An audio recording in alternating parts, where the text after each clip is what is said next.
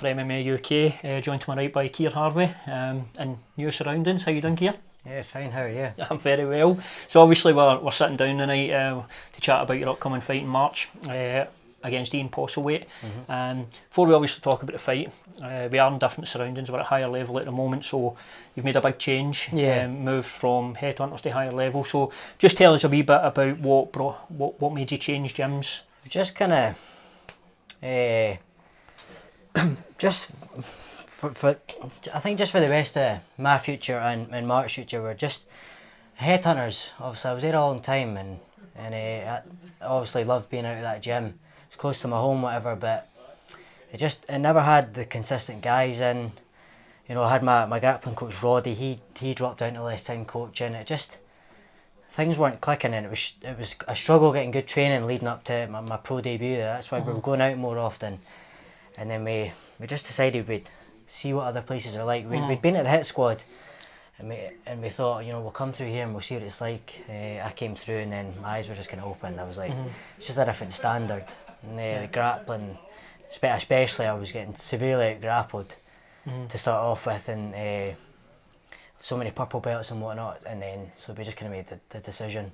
Yeah. And so that's us.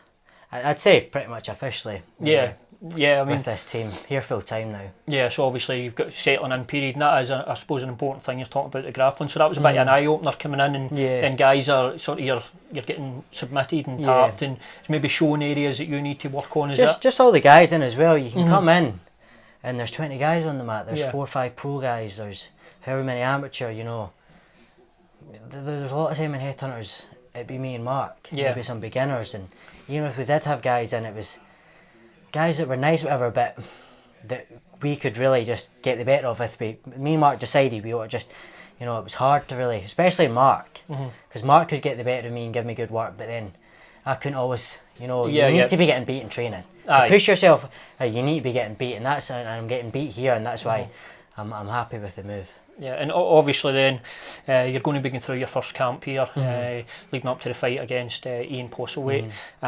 Second pro fight, you're fighting on home soil this time. Last time you went down to England and made a successful pro debut.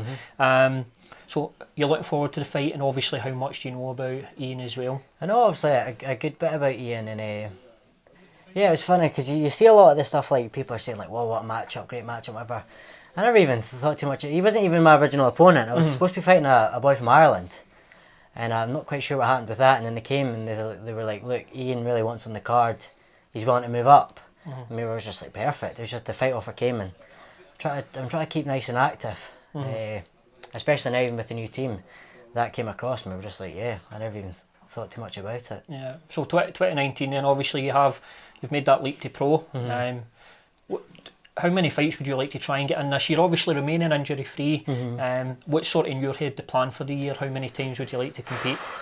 Just as we'll see, because you know, things like that have changed too, because it now has to go through James, and you know, there's a lot more of a kind of structure control with that. He's got his guys going exactly where he wants them to go, whereas you know, kind of headhunters, there wasn't as much of that. We were just, you know, jumping in, you try and get a fight. So a lot of that depends on James too. But I've got this fight March 9th.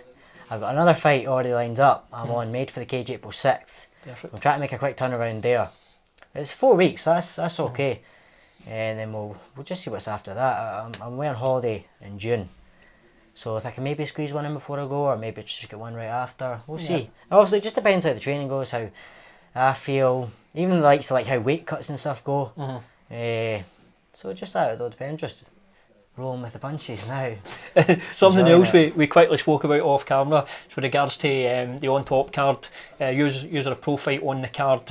I'm presuming you're hoping you're quite placed high in that card. That's our main event. There you go. The main event, my first Scottish show.